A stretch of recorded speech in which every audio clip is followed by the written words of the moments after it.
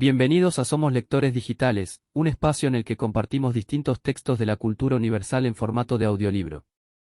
Espero que este aporte te llegue y sirva de gran ayuda para lo que necesites. Si te gusta este tipo de contenido, te invito a compartir y darle a me gusta abajo, o dejar tus comentarios. Por último y antes de empezar, si quieres apoyarme, puedes darle al botón para suscribirte y a la campana de notificaciones. Ahora sí, espero que disfrutes de este viaje. La llamada de Cthulhu. Por Howard Phillips Lovecraft. Encontrado entre los papeles del difunto Francis Wayland Thurston, de Boston. Resulta concebible pensar en la supervivencia de tales poderes y criaturas, una supervivencia de una época inmensamente remota en la que, la conciencia estaba manifestada. Quizá, en formas y figuras que desaparecieron hace mucho ante el avance de la humanidad, formas de las que solo la poesía y la leyenda captaron un fugaz recuerdo llamándolas dioses, monstruos, y criaturas míticas de todo tipo y especie. Algernon Blackwood. 1. El horror en arcilla. A mi parecer, no hay nada más misericordioso en el mundo que la incapacidad del cerebro humano de correlacionar todos sus contenidos. Vivimos en una plácida isla de ignorancia en medio de mares negros e infinitos, pero no fue concebido que debiéramos llegar muy lejos. Hasta el momento las ciencias, cada una orientada en su propia dirección, nos han causado poco daño, pero algún día, la reconstrucción de conocimientos dispersos nos dará a conocer tan terribles panorámicas de la realidad y lo terrorífico del lugar que ocupamos en ella, que solo podremos enloquecer como consecuencia de tal revelación, o huir de la mortífera luz hacia la paz y seguridad de una nueva era de tinieblas. Los teósofos han adivinado la imponente grandeza del ciclo cósmico en el que nuestro mundo y la raza humana no son sino un incidente transitorio.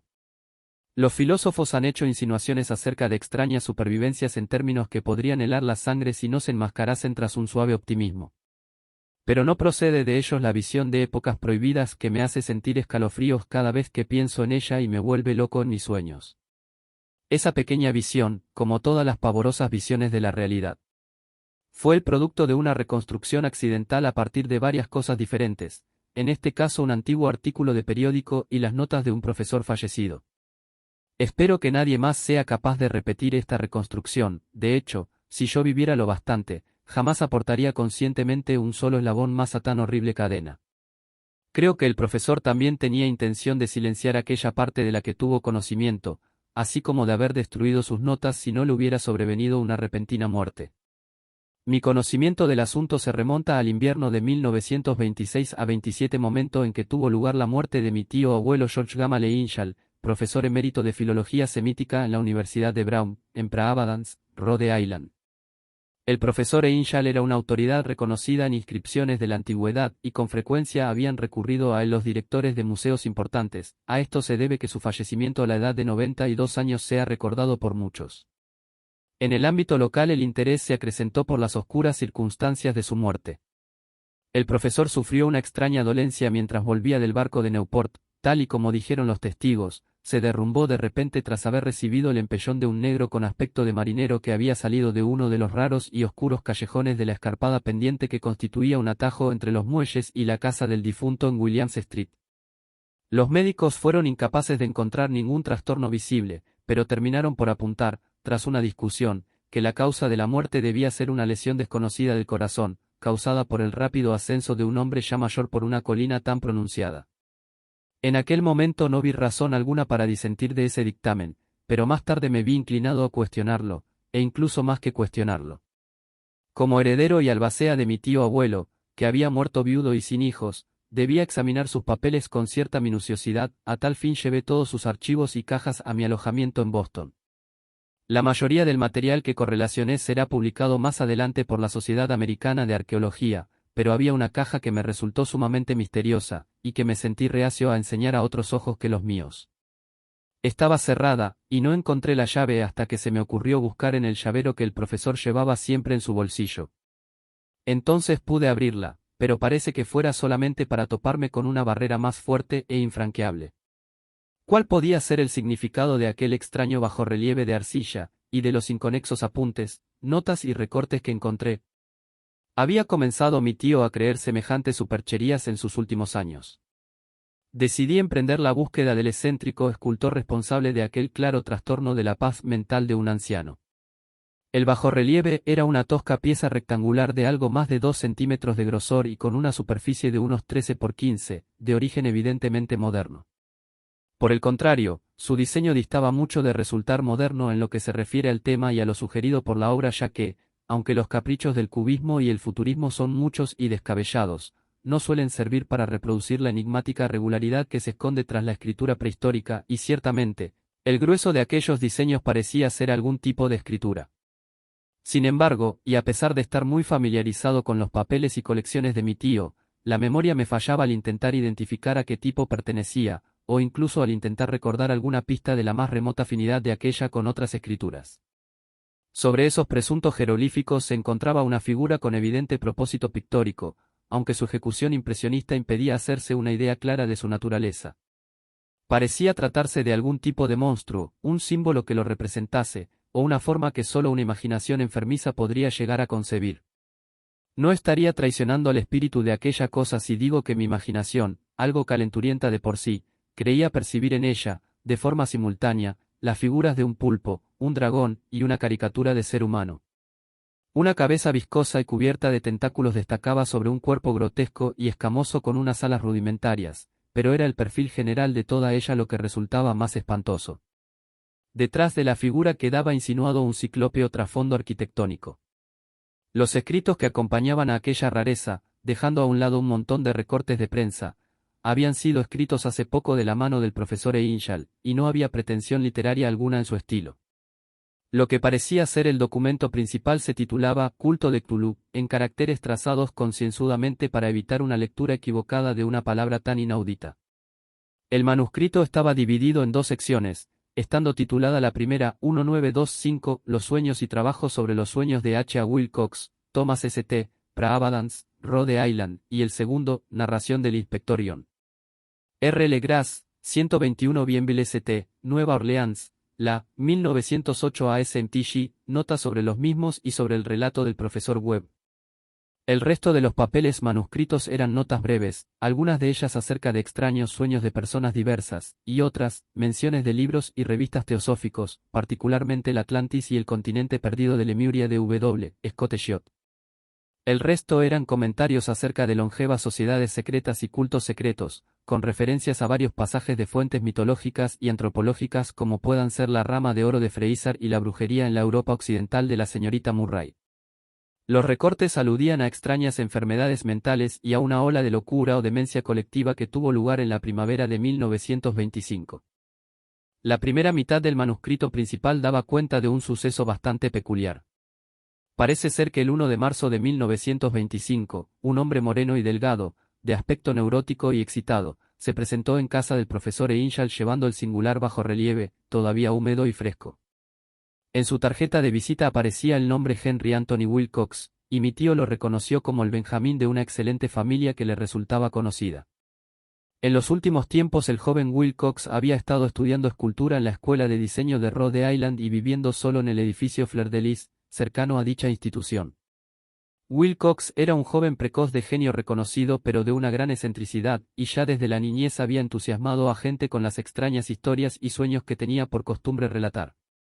Decía de sí mismo que era, psíquicamente hipersensible, pero la gente formal de aquella antigua ciudad comercial le tomaba simplemente por un tipo rarito. Al no mezclarse demasiado con sus compañeros de estudio se apartó gradualmente de la vida social, y en aquel momento solo se relacionaba con un grupo de estetas de otras ciudades. Incluso el Club de Arte de Praavadance, en su celo conservacionista, lo dejó por imposible. Con motivo de la visita, según se leía en el manuscrito del profesor, el escultor pidió bruscamente la ayuda de mi tío para que, dados sus conocimientos arqueológicos, identificara los jeroglíficos del bajorrelieve. Habló de una manera tan distraída y afectada, y que indicaba tal presunción, que anulaba cualquier simpatía que pudiera sentirse por él. Mi tío le contestó con cierta brusquedad, ya que la notable frescura de la tablilla implicaba parentesco con cualquier cosa excepto con la arqueología. La réplica del joven Wilcox, que impresionó a mi tío hasta el punto de recordarla y anotarla al pie de la letra, estuvo caracterizada por un matiz fantásticamente poético que debió marcar sin duda toda la conversación, y que tal y como he podido comprobar más tarde, resultaba muy propio de él. Lo que dijo fue, claro que es nueva.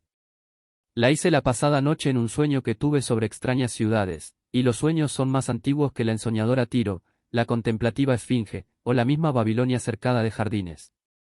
Fue entonces cuando comenzó su inconexo relato, que de repente avivó un recuerdo aletargado de mi tío, y se ganó su fervoroso interés.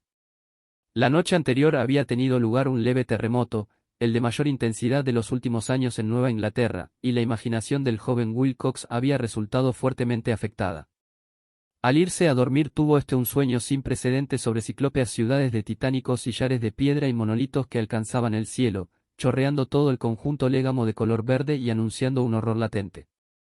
Los muros y pilares estaban cubiertos de jeroglíficos, y desde algún punto bajo el suelo le llegó una voz que no era tal, una sensación caótica que tan solo la imaginación podría transliterar en sonido, cosa que intentó hacer por medio de un revoltijo casi impronunciable de letras, Kasuluftan. Este galimatías fue la clave para que el profesor recordase algo que le preocupaba y confundía. Preguntó al escultor con minuciosidad científica, y estudió con intensidad casi frenética el bajorrelieve en el que el joven se encontraba trabajando cuando, helándose de frío y vestido solo con su pijama, despertó de repente y se sorprendió al ver lo que hacía. Mi tío culpaba a su edad, como dijo Wilcox posteriormente, de su lentitud en reconocer los jeroglíficos y el diseño pictórico.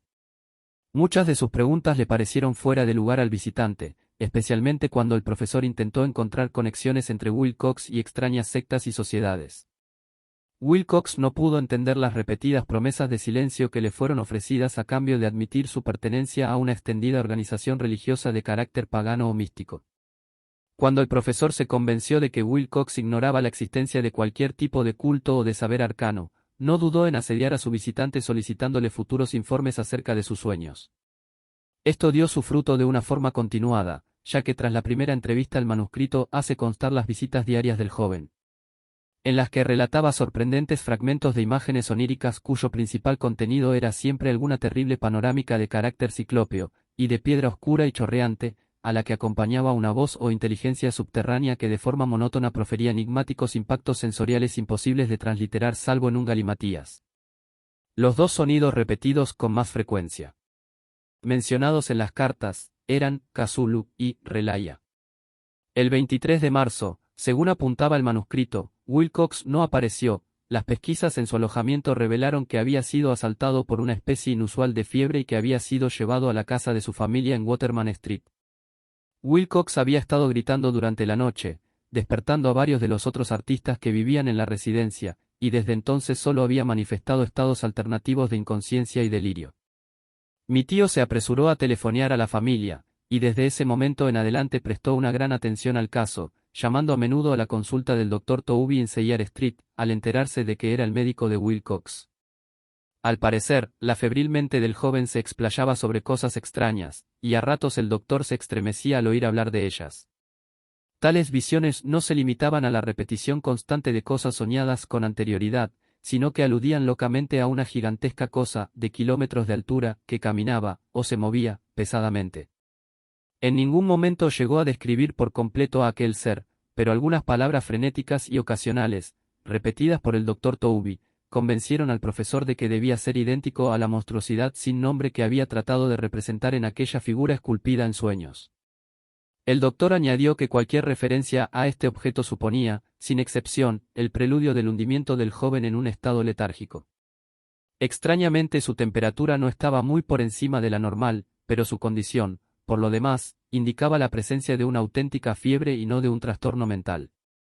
Alrededor de las 3 de la tarde del 2 de abril, todo rastro de la enfermedad de Wilcox desapareció de repente. Este se sentó sobre la cama, asombrado de encontrarse en casa de sus padres, y completamente ignorante de lo acontecido en los sueños o la realidad desde la noche del 22 de marzo. Tras darle de alta al médico, Wilcox tardó solo 3 días en volver a su alojamiento, pero en adelante dejó de interesar al profesor Einshall.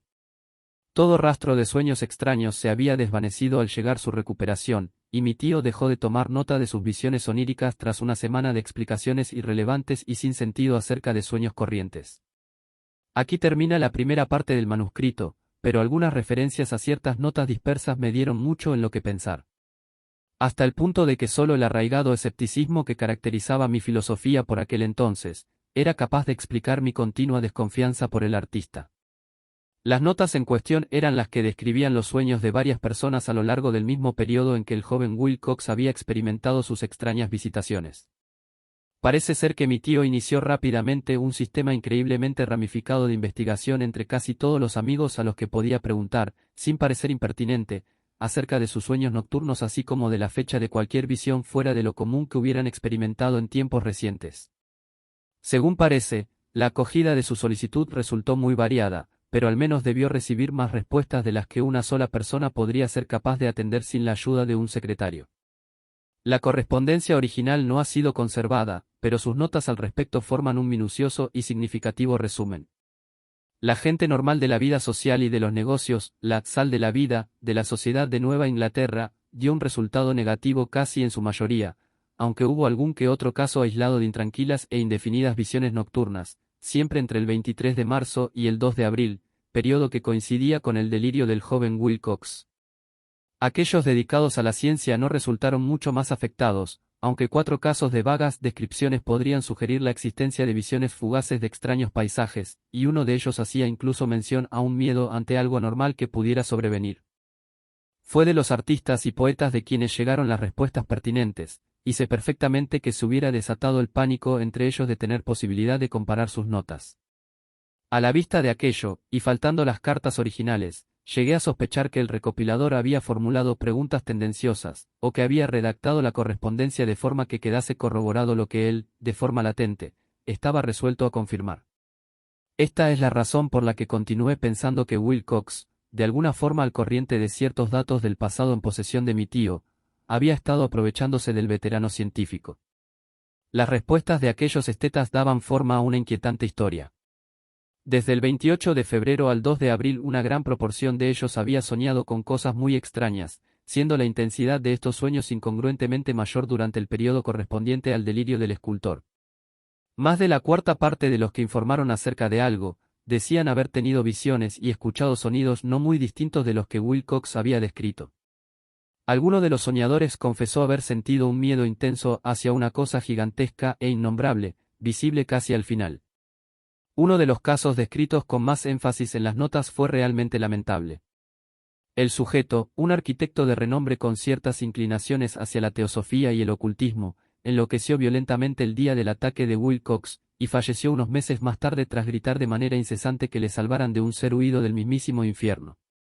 Si mi tío hubiera hecho referencia a estos casos por el nombre y los apellidos y no mediante un número, yo mismo hubiera hecho un intento de corroborar todo mediante una investigación, pero tal como estaban, solo tuve éxito en seguir la pista a unos cuantos.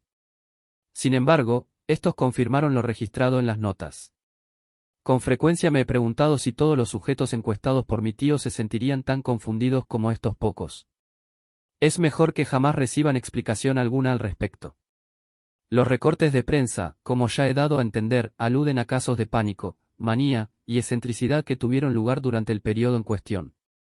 Sin duda el profesor Einshall debió contratar los servicios de una agencia de recortes de prensa, ya que la cantidad de extractos era enorme, y estos procedían de fuentes muy diversas repartidas por todo el globo. Uno trataba acerca de un suicidio nocturno en Londres, donde una persona que dormía sola había saltado por una ventana tras proferir un grito espantoso. Había otro que consistía en una inconexa carta, dirigida al director de un periódico sudamericano, en la que un fanático deducía un catastrófico futuro a partir de ciertas visiones que había tenido. Un comunicado procedente de California describía a una colonia de teósofos vistiéndose de togas blancas como preparativo de algún glorioso cumplimiento que jamás tuvo lugar, mientras que las noticias llegadas desde la India hablaban con cautela acerca de serios disturbios causados por nativos hacia finales de marzo.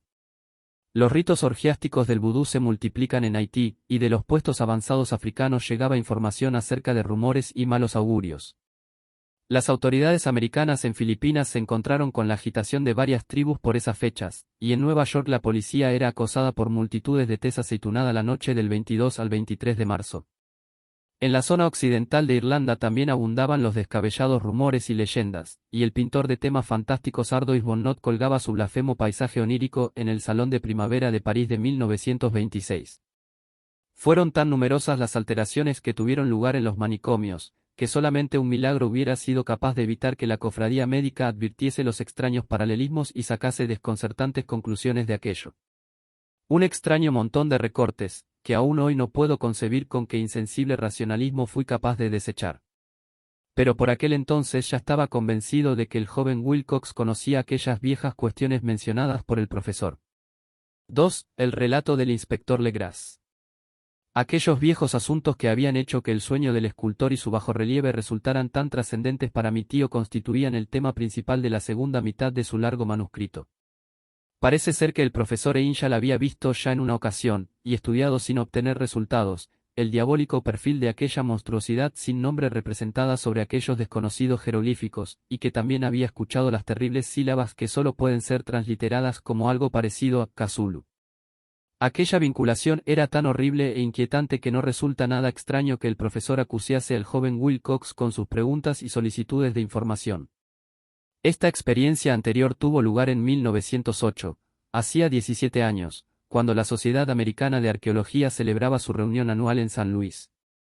El profesor Einshall, como corresponde a alguien de su mérito y autoridad, había desempeñado un papel importante en las deliberaciones, y fue uno de los primeros en ser abordado por los diversos profanos que, aprovechando la celebración, acudieron para hacer preguntas y plantear problemas en la confianza de que serían correctamente contestadas y resueltos.